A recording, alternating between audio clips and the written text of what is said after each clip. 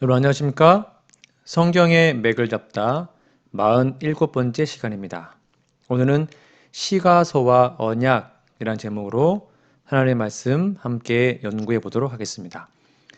우리 지난 시간에는 하박국서에 있는 말씀을 통해서 야곱의 환난, 정한 때에 대해서 함께 공부했습니다.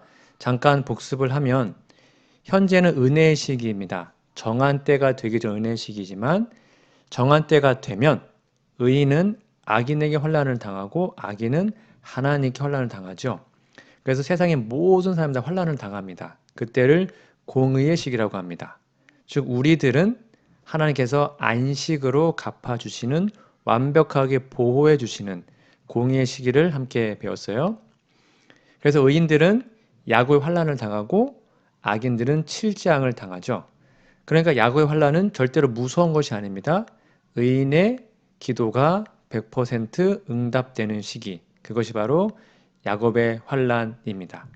그러므로 야곱의 환난, 공의의 시기 같은 시기이고 이 시기는 의인의 기도가 100% 응답되는 때이다 라고 이해하시면 돼요. 악인이 멸망당하고 의인은 의인 대접을 받고, 그러니 야곱의 환난을 기쁨과 즐거움으로 기다리자라고 말씀을 드렸습니다. 잠깐 하나 더 첨가를 하면 여러분 말라기라는 책을 좀 볼까요? 이 말라기 하면 떠오르는 게 어떤 이미지세요? 11조 헌금 내라는 말이 막 떠오르죠. 그래서 많은 사람들이 말라기를 좀 읽어보지도 않고 11조 내라는 책이다라고 좀 오해를 하고 있는 것 같습니다. 자, 그러면 한번 생각해 볼까요? 왜 당시에 사람들이 11조 헌금을 제대로 내지 않았을까요? 그러니까 내라고만 강조하지 말고 왜 그들이 안 냈을까요? 그러니까 말라기는 사실은 11조 안 내는 사람들 향해서 쓴 책이 아니고요.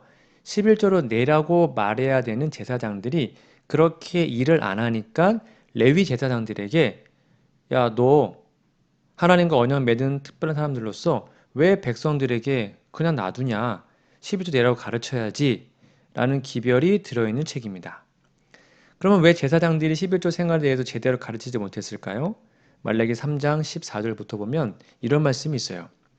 이는 너희가 말하기를 하나님을 섬기는 것이 헛되니 만군의 여호와 앞에서 그 명령을 지키며 슬프게 행하는 것이 무엇이 유익하리요? 지금 우리는 교만한 자가 복되다 하며 악을 행하는 자가 번성하며 하나님을 시험하는 자가 화를 면한다 하노라 함이라. 이게 무슨 말이에요? 그러니까 제사장들이 안 가르친 이유가 뭐냐면 백성들이 합리적으로 논리적으로 불평하기 때문입니다. 무슨 말이냐면 백성들이 말하는 거예요. 아니 11조 잘 내면 복 많이 받고 11조 안 내면 복 안 받는다며요. 그런데 헌금 안 내고 11조 안 낸 돈으로 보험 들고 적금 들고 땅 사고 한 사람들이 더 잘 살아오는 것 같아요. 라고 불평하는 거예요. 그러니까 하나님을 섬기는 것은 헛됩니다. 만군의 여호와의 앞에 그 명령을 지키며 슬프게 행하는 것이 그게 도대체 뭐가 유익이 있습니까? 왜 우리가 말씀대로 살아야 되죠? 라고 주장하는 거예요. 그래서 15절에 보니까 오히려 교만한 자가 복되다 하고요. 악을 행하는 자가 번성하고 하나님을 시험하는 자가 화를 면한다 합니다. 라고 얘기를 하는 것입니다. 그러니까 근본적으로 하박국과 같은 질문이죠. 왜 의인이 의인대도 못 받습니까? 그때 주신 기별이 말라기입니다. 말라기 3장 17절 볼까요? 만군의 여호와가 이르노라 나는 내가 정한 날. 밑에 보시면 하박국 2장 3절의 정한 때에 대해서 배웠죠? 같은 날입니다. 그 날에 그들을 나의 특별한 소유로 삼을 것이요 또 사람이 자기를 섬기는 아들을 아낌같이 내가 그들을 아끼리라. 비록 지금이 꼭 불공평해 보이지만 정한 날이 오면 내가 그들을 내 아끼겠다 라고 말하는 거예요. 이어서 볼까요? 3장 18절 그때에 정한 때를 말합니다. 너희가 돌아와서 의인과 악인을 분별하고 하나님을 섬기는 자와 섬기지 아니하는 자를 분별하리라. 여기도 어떤 날이 등장해요? 하박국서에 나오는 정한 때, 환난의 날, 야곱의 환난, 정한 날이 등장합니다. 의인들을 하나님의 특별한 소유로 삼는 날이죠. 사람이 자기를 섬기는 아들 아낌없이 의인들을 아낀 날이 있겠다고 약속합니다. 의인의 기도가 100% 응답되는 날, 의인이 의인 대접 받는 날, 그것이 바로 말라기에서 말하는 정한 때와 그때입니다. 공의가 집행되는 날. 그래서 말라기 4장 1절에 3절을 보면 그날이 어떤 날이냐면 보세요. 만군의 여호와가 이르노라 보라 용광로 불같은 날. 이게 정한 날입니다. 그 날이 이를 건데 교만한 자와 악을 행하는 자는 다 지푸라기 같이 될 것이고요.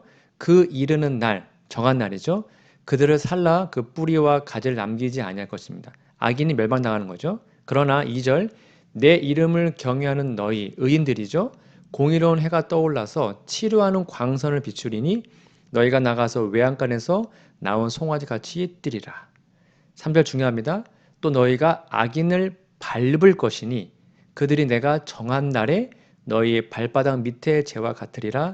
만군의 여호와의 말이니라. 용광로 불같은 날, 악인이 지푸라기가 같이 되는 날, 초계처럼 불타고 재가 되는 날, 그날이 뭐라고요? 정한 날, 의인이 의인 대접 받는 때라는 것입니다. 이 날을 말라기서는 이렇게 얘기하는 겁니다. 공의로운 해가 떠올라서 치료하는 광선을 바란다. 드디어 의인과 악인에게 똑같이 비추던 그 해가 은혜의 해, 그 해가 더 이상 떠오르지 않아요. 정한 날에 오면 공의의 해가 떠오릅니다. 그래서 의인에게는 치료하는 광선이 되지만 악인에게는 불살라버리는 불이 됩니다.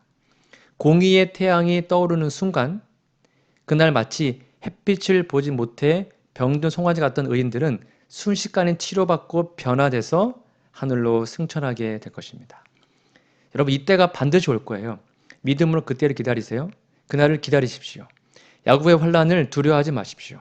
그날이 되면 우리의 눈물에서 우리의 고통에서 우리의 한숨 소리가 기쁨으로 반드시 변하게 될 것입니다. 이것이 하박국과 말라기서가 말하고 있는 내용입니다. 자, 오늘은 시가서를 함께 좀 공부해 볼 텐데요. 여러분 시가서 아시죠? 욥기, 시편, 잠언, 전도서, 아가입니다. 또는 지혜 문학서라고도 합니다. 오늘은 이 지혜 문학서 시가서를 언약의 관점에서 좀 살펴보도록 하겠습니다. 여러분 너무나 사랑하시는 시편이라는 책이 있죠. 시편. 시편은 언약 백성의 시와 노래라고 생각하시면 됩니다.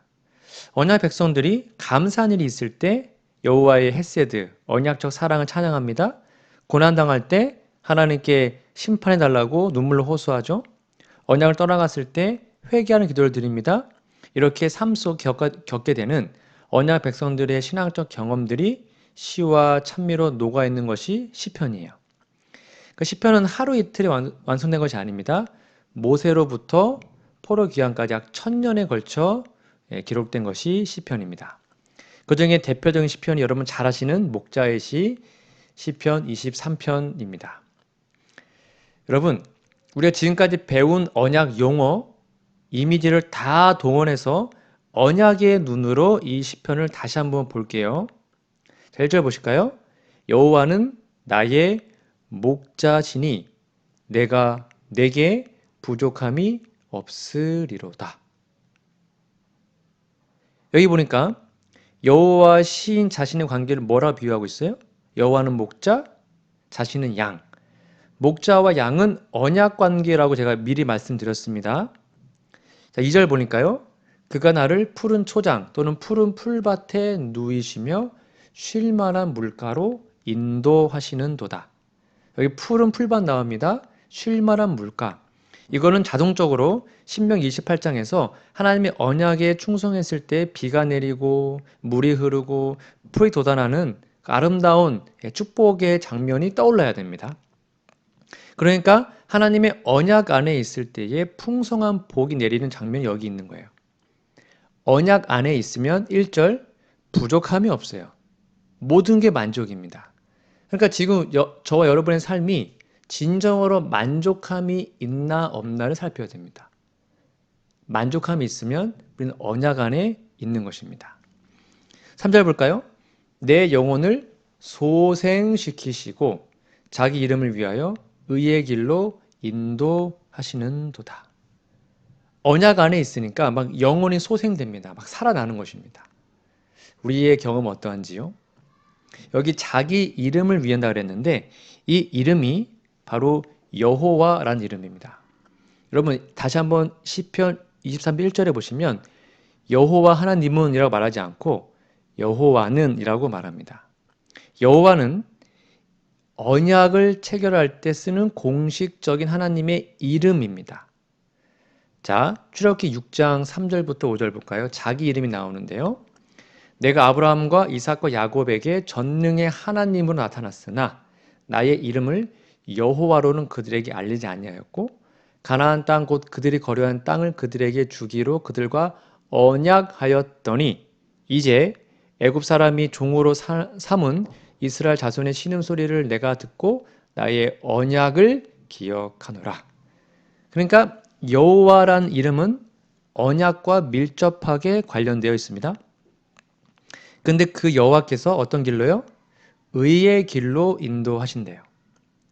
여러분 신실한 하나님의 품성을 표현할 때 여호와의 품성은 거룩하고 의롭다고 했습니다. 기억나십니까? 그러니까 의의 길로 인도한다는 말은 여호와의 품성대로 인도한다는 겁니다. 그런 이미지를 떠올리셔야 됩니다. 23장 4절로 넘어올게요. 내가 사망의 음침한 골짜기로 다닐지라도 해를 두려워하지 않을 것은 주께서 나와 함께 하심이라. 주의 지팡이와 막대기가 나를 안위하시나이다. 여기 보니까 주께서 나와 함께 하신다. 임마누엘 하나님이죠. 하나님께서 우리와 함께 한다는 것은 언약주께서 언약종 우리들을 항상 지켜주시고 보호하시고 전쟁이 일어나면 대신 싸워주는 존재이기 때문에 임마누엘의 개념이 등장할 수밖에 없어요. 그리고 임마누엘에 함께 하신 하나님의 극치가 5절에 나옵니다. 이거 잘 보세요. 주께서 내 원수의 목전에서 내게 상을 차려주시고 기름을 내 머리에 부으셨으니 내 잔이 넘치나이다. 이 장면은 시편 23편의 하이라이트입니다. 자, 언약잔치 이미지가 떠올리셔야 됩니다. 여호와의 전쟁 이미지 떠올리셔야 됩니다. 지금요 하나님이 내 원수의 목전에서 지금 원수의 목전이니까 전쟁 중이네요. 뭘 베푸셨대요? 상을 베풀었대요. 밥상. 그러니까 하나님께서 우리와 언약을 맺으시고 언약 잔치를 베푸시는데 언제 베푸시는 거예요? 전쟁 중에 그렇게 한다는 거예요. 우리가 지금 선악간의 영적인 대쟁투에 있잖아요. 지금 나를 해하려는 원수가 저 앞에 있습니다. 근데 그 앞에다가 하나님이 밥상 차려놓는 것입니다. 지금 원수하고 싸워야 되는데 저 앞에 곰이 있고 사자가 있고 맹수가 있는데 하나님께서 언약주께서 우리에게 밥상 딱 차려놓고 너는 편안하게 밥 먹고 있거라. 싸움은 내가 하겠다. 하고 누가 대신 싸우는 거예요? 하나님이 언약주가 대신 싸우는 것입니다. 놀랍지 않습니까? 그 다음에 기름을 어떻게 해요? 머리에 기름을 발라주시고 기름을 부어주신대요. 물론 기름은 상처난 곳을 치료하는 목적도 있지만 누가복음 7장에 보면 잔치집에 초청받아 왔을 때 주인이 손님의 머리에 기름을 발라주는 관습이 있었습니다. 잠깐 볼까요? 누가복음 7장 45절에 보면 너는 내게 입맞추지 아니하였으되 그는 내가 들어올 때부터 내 발에 입맞추기를 그치지 아니하였으며 너는 내 머리에 감람유도 붓지 아니하였으되 그는 향유를 내 발에 부었느니라. 그러니까 머리에 기름을 붓는 것은 그 당시의 관습이었고 문화였습니다. 이 부분을 만나 주석에 보면 머리에 기름을 붓는 행위는 존경하는 손님에게만 특별히 행하는 것이 아니다. 뜨거운 태양 밑에서 걸어 다닌 사람의 머리에 기름을 붓는 것은 당연한 예의였다. 그러니까 머리에 기름을 바르는 건 예의인데 예수님은 그걸 안 한 것입니다. 그러니까 그 잔치에서 그거를 시몬은 안 하고 마리아만 한 것이죠. 그러니까 머리에 기름 바르다는 것은 지금 잔치하고 있는 것입니다. 잔치 이미지가 떠올리셔야 됩니다. 즉 언약 잔치를 하고 있어요. 언약 잔치하면 뭐 먹는다 그랬죠? 떡과 포도주. 그러니까 하나님께서 잔치에 초청하시면서 머리에 기름 발라주시고 환영합니다. 밥상 베풀어 주시고 떡과 포도주 먹으라고 해요. 근데 정작 하나님은 원수와 싸우고 계시는 장면입니다. 걱정하지 마. 내가 다 처리할게. 너는 여기 맛있는 거 먹어. 하는 것입니다. 그러니까 이 언약주를 진심으로 믿으면 어떻게 될까요? 잔이 넘치죠. 그래서 이렇게 나오는 것입니다. 5절. 내 기름을 내 머리에 부으셨으니 내 잔이 넘치나이다. 너무 행복한 거죠. 기쁨의 잔, 행복의 잔이 넘치는 거예요. 그래서 내 평생의 선하심과 인자하심, 헤세드 배우셨죠? 그것이 반드시 나를 따르리니 내가 여호와의 집에 영원히 거하리로다. 살리로다. 평생 가는 길에 헤세드가 막 따라옵니다. 하나님의 임재하심과 사랑이 막 따라오는 것입니다. 그러면서 뭐라 그래요? 여호와의 집에 영원히 거하겠다. 집을 짓는 것, 건축 이미지 다 배우셨죠? 집은 하나님의 나라라고 할 수 있습니다. 결국 시편 23편은 언약의 깊은 사랑을 깨닫고 하나님의 나라를 간절히 사모하는 다윗 자신의 심정을 목자의 경험을 통해 자신은 양이고 여호와는 목자로 언약주로 그려낸 놀라운 명시입니다. 우리는 이 경험을 지금 해야 합니다. 과연 나는 내 잔이 넘치는지 만족하고 있는지 하나님의 인자하심이 나를 따라하고 있는지를 꼭 살피시고 진심으로 언약주를 믿으시기 바랍니다. 몇 개만 더 볼게요. 여러분 다윗 언약 기억나십니까? 다윗 언약은 사무엘하 7장과 역대상 17장에 기록되어 있습니다. 이게 뭐냐면 다윗이 자기가 하나님의 성전을 짓고자 결심하고 하나님께 말씀드렸잖아요. 근데 반대로 하나님께서 나단을 통하여 네가 날 위해 짓는 것이 아니라 하나님이 내가 너를 다윗의 집을 지어주겠다. 너의 나라가 영원하겠다. 그것이 다윗 언약의 핵심이라 그랬죠. 그래서 그 언약을 노래한 것이 시편 89편입니다. 여러분 집에 가서 천천히 읽어보시기 바랍니다. 시편 가운데 일주일에 한 번씩 꼭 읽으라는 시편이 2개가 있습니다. 일주일에 한 번. 그러니까 1년에 최소 50번이겠죠. 목사에 보낸 권면에 보면 이렇게 나와 있습니다. 사도에 의해 위의 말씀이 언급되고 시편 105편과 106편에 기록된 이스라엘의 경험은 말세를 사는 하나님의 백성이 특별히 연구해야 할 경고의 교훈으로 간직하고 있다. 나는 이 2장을 적어도 일주일에 한 번씩은 읽으라고 권한다. 도대체 시편 105편과 106편에 무슨 내용이 있길래 이걸 일주일에 한 번씩 읽으라고 했을까요? 뭐 외운다면 더 좋겠죠. 자, 105편 1절부터 볼까요? 시편 105편 1절. 여호와께 감사하고 그의 이름을 불러 아뢰며 그가 하는 일을 만민 중에 알게 할지어다. 여기 보니까 하나님께서 하시는 일을 누구에게요? 만민에게 전파라고 말하고 있습니다. 그 내용을 쭉 살펴보면 8절부터 10절 이런 말씀이 있습니다. 그는 그 언약이 나오네요. 곧 1000대에 걸쳐 명령하신 언약을 영원히 기억하셨으니 도대체 그 언약이 무엇일까? 잘 보세요.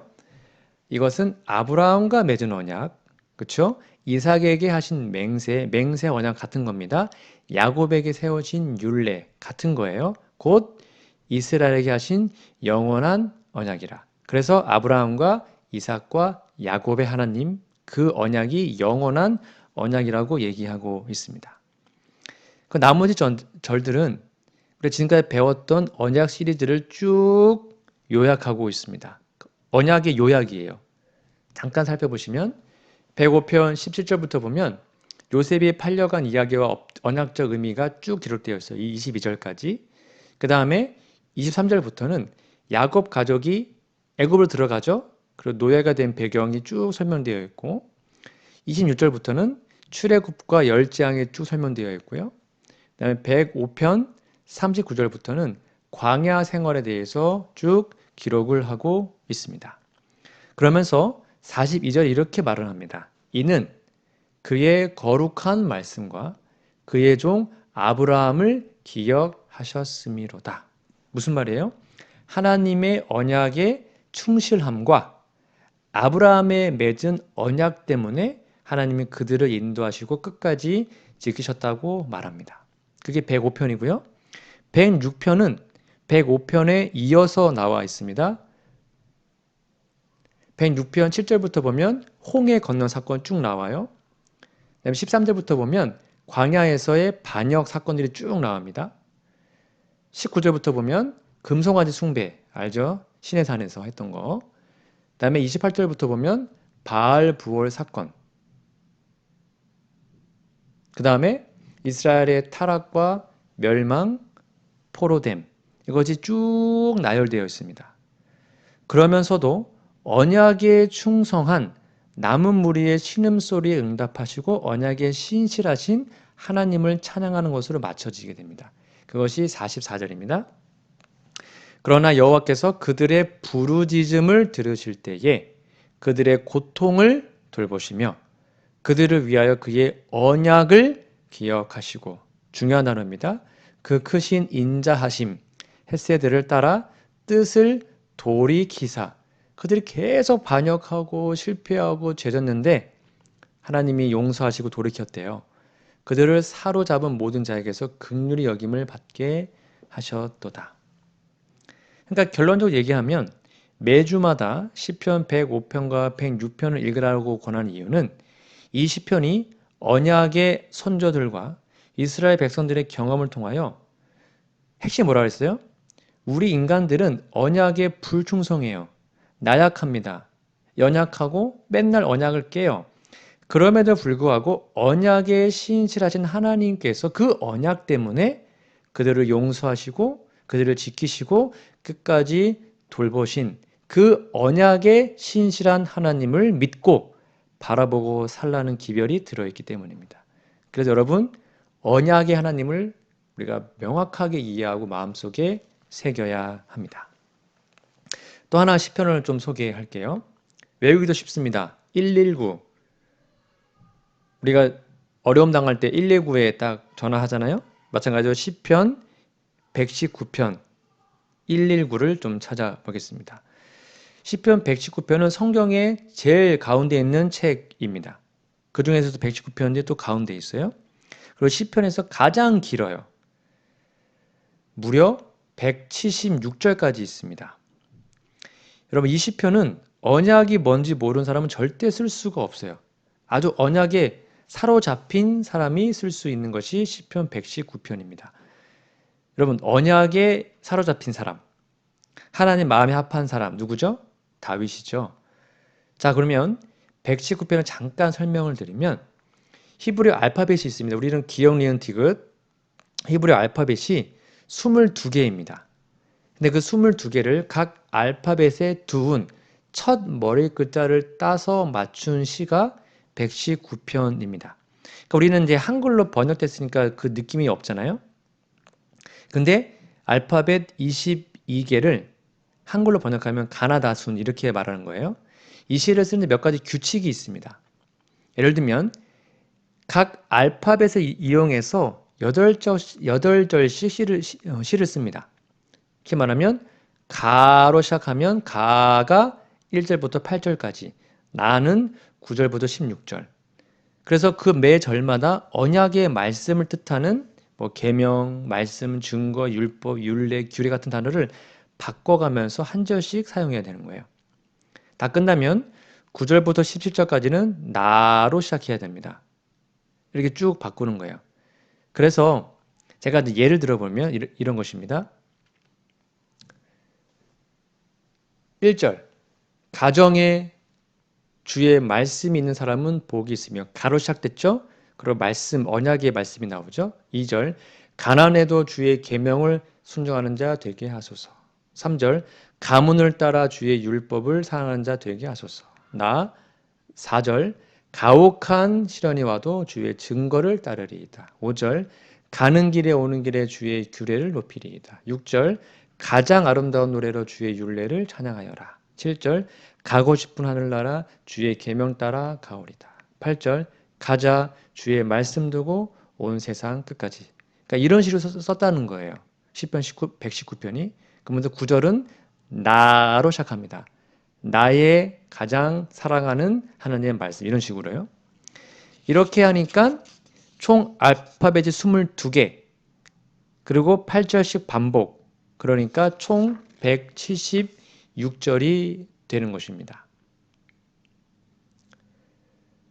자, 그러면 이 언약시, 언약의 진수, 다윗이 아니면 쓸 수 없는 이 시, 119편에 정말 아름다운 구절 몇 개만 소개하고 오늘 말씀을 정리할까 합니다. 잘 보세요. 119편 1절 2절 행위 완전하여 여호와의 법에 행하는 자가 복이 있으며 여호와의 증거를, 여기도 증거가 나오죠. 지키고 전심으로 여호와를 구하는 자가 복이 있도다. 너무 좋죠. 여러분 잘 하시는 말씀입니다. 청년이 무엇으로 그 행실을 깨끗게 하리이까? 주의 말씀을 따라 삼갈 것이니이다. 119편 9절입니다. 10절 내가 전심으로 주를 찾았사오니 주의 계명에서 떠나지 말게 하소서. 여러분 그러니까 지금 이러한 경험들이 우리의 삶에 있어야 우리가 지금 언약에 충실한 사람들입니다.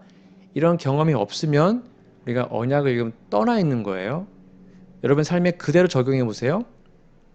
11절 내가 주께 범죄치 아니하려 하여 주의 말씀을 내 마음에 두었나이다. 우리 하나님 말씀을 마음에 두고 있습니까? 14절 내가 모든 재물을 즐거워한 같이 주의 증거의 도를 즐거워하나이다. 그러니까 재물을 모을 때 돈 받으면 기분 좋잖아요. 그렇게 즐거운 것처럼 하나님의 말씀을 읽을 때 즐겁습니까? 119편 49절 주의 종에게 하신 말씀을 기억하소서. 주께서 나로 소망이 있게 하셨나이다. 이 말씀은 나의 곤란 중에 위로라. 주의 말씀이 나를 살리셨음이니이다. 여러분 힘들 때, 곤란 당할 때, 어려울 때 말씀을 정말로 위로받고 있습니까? 하나님의 말씀으로 살아나는 경험을 하고 있습니까? 우리가 언약에 충실하다면 그런 경험을 해야 되는 것이죠. 119편 97절 내가 주의 법을 어찌 그리 사랑하는지요. 내가 그것을 종일 묵상하나이다. 여러분 하나님의 말씀을 종일 묵상하고 있나요? 이게 언약에 충실한 사람들의 모습이에요. 103절 주의 말씀의 맛이 내게 어찌 그리 단지요? 내 입에 꿀보다 더하니이다. 말씀이 꿀맛 같은 거.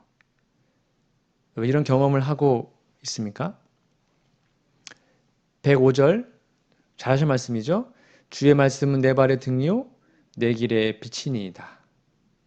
정말 여러분의 인생길을 하나님의 말씀이 비추고 있습니까? 그 말씀대로 가고 있나요? 131절 내가 주의 계명을 사모함으로 입을 열고 헐떡였나이다. 여러분 한 1분, 2분만 숨 참으면 어떠죠? 숨 참다가 숨을 팍 쉬면 막 엄청나게 막 호흡을 하잖아요. 그것처럼 막 헐떡이는 마음으로 하나님의 계명을 사모한대요. 우리 이런 경험하고 있습니까? 마지막입니다. 내가 새벽 전에 부르짖으며 주의 말씀을 바라싸우며 주의 말씀을 묵상하려고 내 눈이 야경이 깊기 전에 깨었나이다.